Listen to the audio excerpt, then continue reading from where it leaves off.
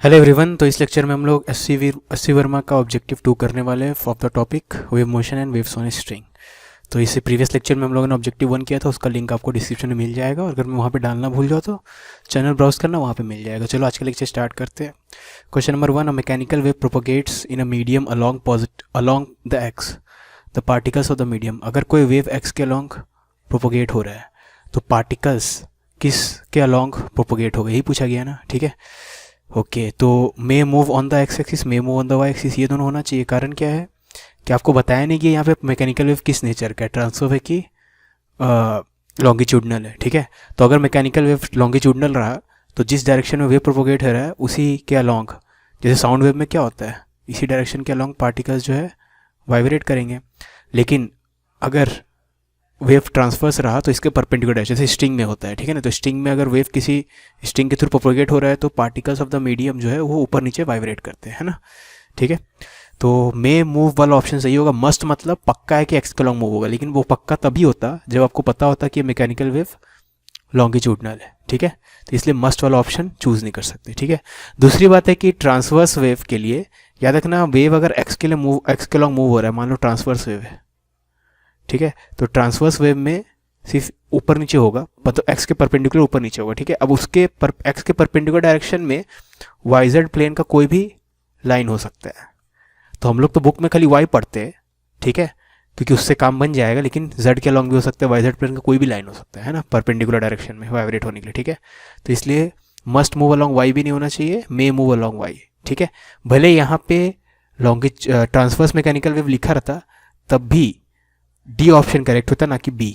ठीक है, वाई के अलॉन्ग में मूव कर सकता है, नॉट मस्ट, क्योंकि जेड के अलॉन्ग में मूव कर सकता है, वाई जेड प्लेन में किसी भी लाइन के अलॉन्ग मूव कर सकता है, ऑल्दो ट्रांसवर्स वेव है। ठीक है, a transverse wave travels along the Z axis, the particles of the medium must move. तो मस्ट पूछा है ना, तो ट्रांसवर्स वेव जेड के अलॉन्ग मूव कर रहा है, तो यही वाला पॉइंट मैं बता रहा था, अगर जेड के अलॉन्ग मूव कर रहा है तो जेड के परपेंडिकुलर प्लेन में किसी भी लाइन के अलॉन्ग पार्टिकल्स वाइब्रेट कर सकते हैं। तो जेड के परपेंडिकुलर कौन सा प्लेन आएगा, एक्स वाई प्लेन। ठीक है, तो मस्ट मूव है, तो एक्स वाई प्लेन पे किसी भी लाइन के अलॉन्ग मूव कर सकता है, not necessary y, not necessary z, not necessary y and not necessary x. ठीक है, एक्स वाई प्लेन में किसी भी लाइन के अलॉन्ग मूव कर सकता है, क्योंकि अगर जेड के अलॉन्ग वेव प्रोपोगेट हो रहा है तो जेड के परपेंडिकुलर प्लेन में किसी भी लाइन के अलॉन्ग पार्टिकल्स वाइब्रेट कर सकते हैं, क्योंकि ट्रांसवर्स वेव है ना। Longitudinal waves cannot. अब लॉन्गिट्यूडनल वेव्स और ट्रांसवर्स वेव में क्या फ़र्क है, लॉन्गिट्यूडनल वेव्स को पोलराइज नहीं किया जा सकता और ट्रांसवर्स वेव को पोलराइज किया जा सकता है। ठीक है, बाकी सब जो ऑप्शन है वो सब वेव्स के लिए वैलिड है।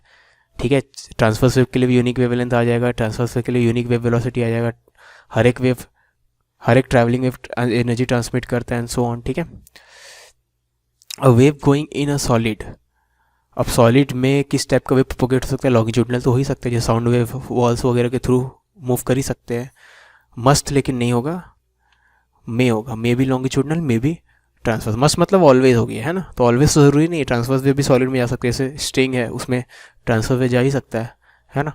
और आपका लॉन्गिट्यूडनल वेव भी जा सकता है, साउंड वेव भी जैसे वॉल के थ्रू जा सकता है। ठीक है, a wave moving in A gas. अब गैस में तो मतलब सिर्फ लॉन्गिट्यूडनल वेव ही जा सकता है, मस्ट भी लॉन्गिट्यूडनल होना चाहिए यहाँ पे। ठीक है, ट्रांसफर हो नहीं सकता, ट्रांसवर्स हो नहीं सकता, ठीक है, सॉरी ट्रांसवर्स तो हो ही नहीं सकता, तो मे और मस्ट वाला ऑप्शन गया, लॉन्गिट्यूडनल ही मूव कर सकता है गैस के थ्रू। ठीक है, जैसे साउंड वेव ही गैस के थ्रू मूव कर सकता है, वो एक लॉन्गिट्यूडनल वेव है ना, जैसे स्ट्रिंग में जैसा वेव है वो वाला वेव गैस में कैसे मूव करेगा। ठीक है, two particles A and B have a phase difference of pi when a sine wave passes through the region. Okay, तो दो पार्टिकल्स ए और बी के बीच में फेज डिफरेंस पाई का है। ठीक है, ये ए है, ए बी है, फेज का फर्क कितने का है, पाई का है ना।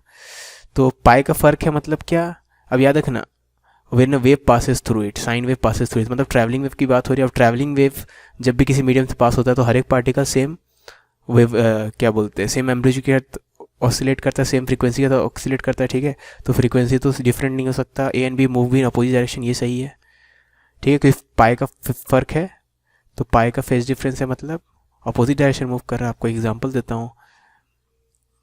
ठीक है, जैसे ये एक वेव का स्नैपशॉट है ना, तो यहाँ पे ये दोनों पार्टिकल्स के बीच में फाई का फ़र्क है। ठीक है, तो ये अगर इस मोमेंट में नीचे जा रहा होगा तो ये इस मोमेंट में ऊपर जाएगा। ठीक है, और एक एग्जांपल ले लो, ये और ये इसमें ही पाई का फ़र्क है, इन दोनों में ही पाई का फ़र्क है, ठीक है। तो ये अगर अभी इस मोमेंट में नीचे जा रहा होगा अभी ये, तो ये इस मोमेंट में ऊपर जा रहा होगा, ठीक है ना। तो पाई का फ़र्क है तो ऊपर नीचे जा रहे होगे।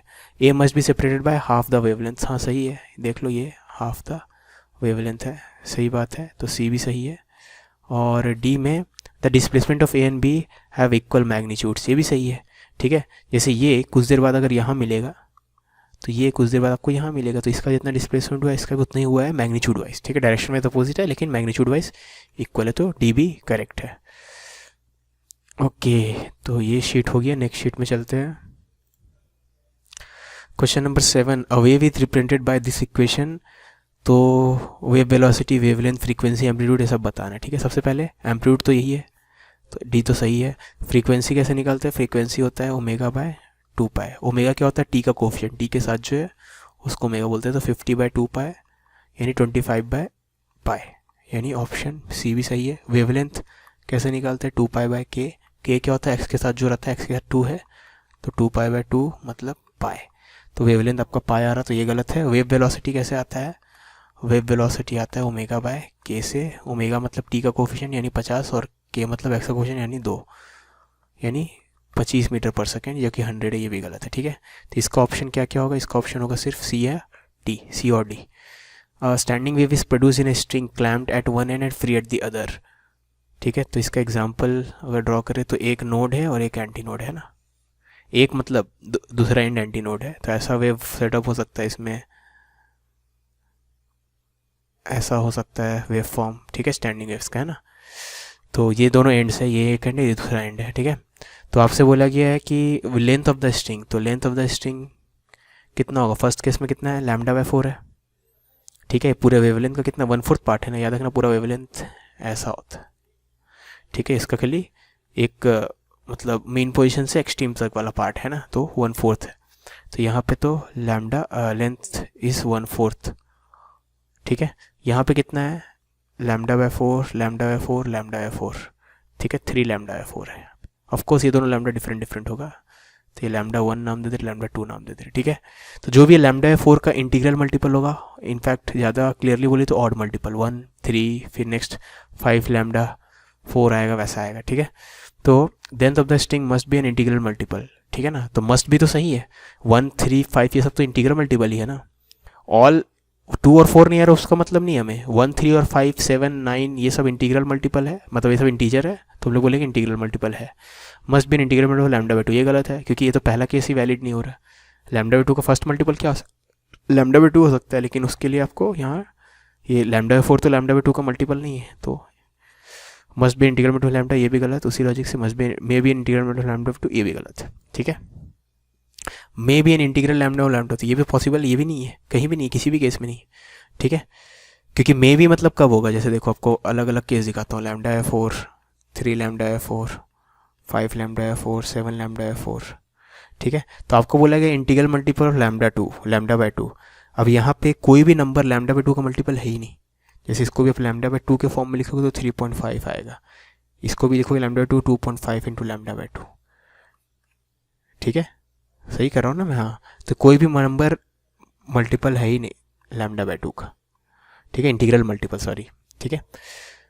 Mark out the correct option, the energy of any small part of a string remains constant in a travelling wave, ये गलत है। आपको एग्जांपल काउंटर एग्जांपल से बताता हूँ।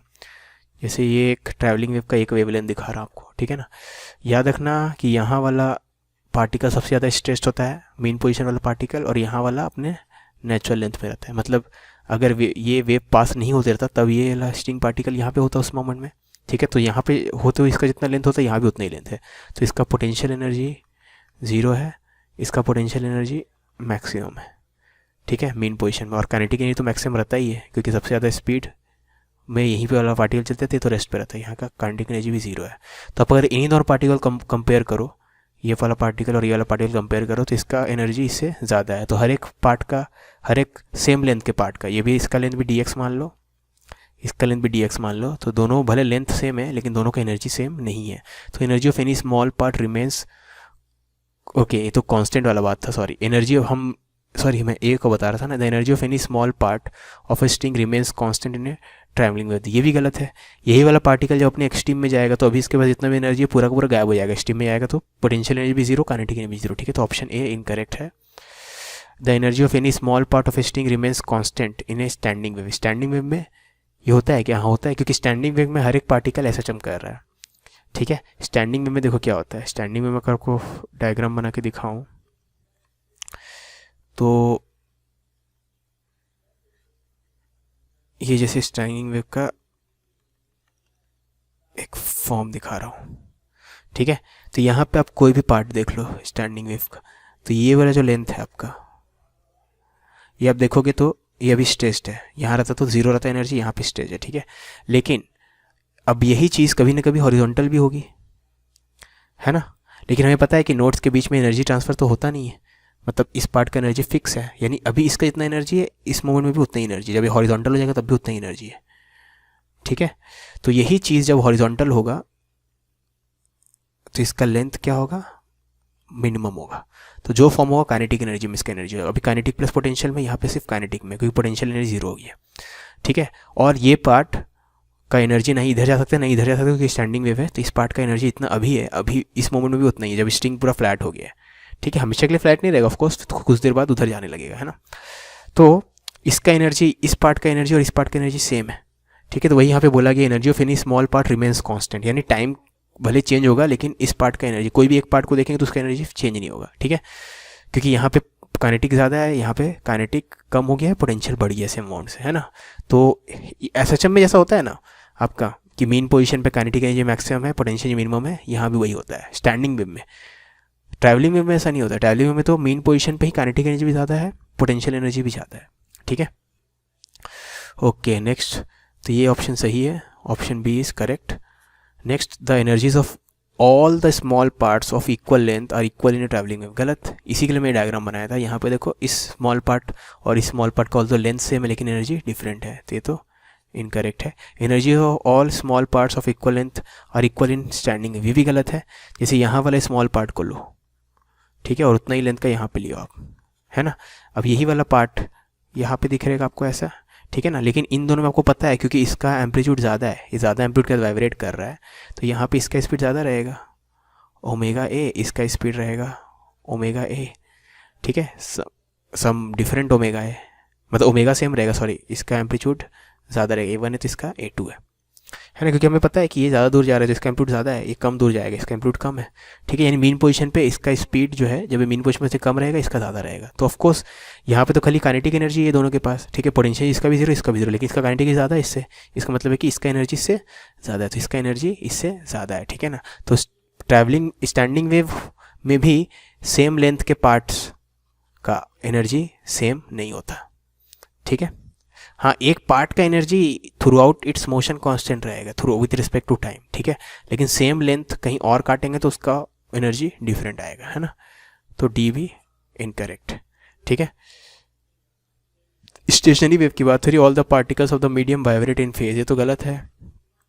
जैसे ये स्टेशनरी वेव का साथ में ये बनाए थे ताकि कन्फ्यूजन ना हो।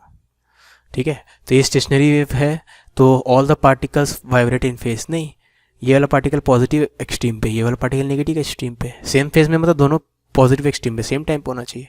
ठीक है, ये 1 और 2 ये दोनों फेज में है क्योंकि ये अपने पॉजिटिव एक्सट्रीम है, ये भी अपने पॉजिटिव एक्सट्रीम है, लेकिन 1 और 3 फेज में नहीं है, तो ऑल और फेज ये गलत हो गया। ठीक है, आप एक काउंटर एग्जांपल खोजिए, मतलब गलत है। All the anti nodes vibrate in phase, ये भी गलत है। जैसे 1 और 3 दोनों एंटी नोड ही है, ठीक है, लेकिन ये पॉजिटिव एक्सट्रीम पे नेगेटिव एक्सट्रीम पे, तो ये भी गलत है। ऑल्टरनेट एंटी नोड्स वाइब्रेट इन फेज, ये सही है।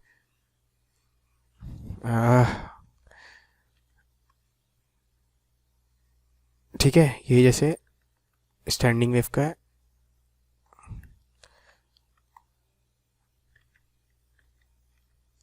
एक पैटर्न बनाया हुआ यहाँ पे, तो ये तीनों एंटी नोड्स है, ठीक है, लेकिन ऑल्टरनेट वाला 1 2 3 में ऑल्टरनेट कौन कौन है, 1 और 3, एक के बाद एक छोड़ के, है ना, 1 और 3 तो फेज में, ठीक है, तो ऑप्शन सी करेक्ट है ना। All the particles between consecutive nodes vibrate in phase, तो दो कंजिक्यूटिव मतलब एक के बाद एक नोड ले लो, ये कंजिक्यूटिव, ये कंजिक्यूटिव नोड्स है, तो इनके बीच में जितने पार्टिकल्स है सब फेज में वाइब्रेट कर रहे, जो कि सही है।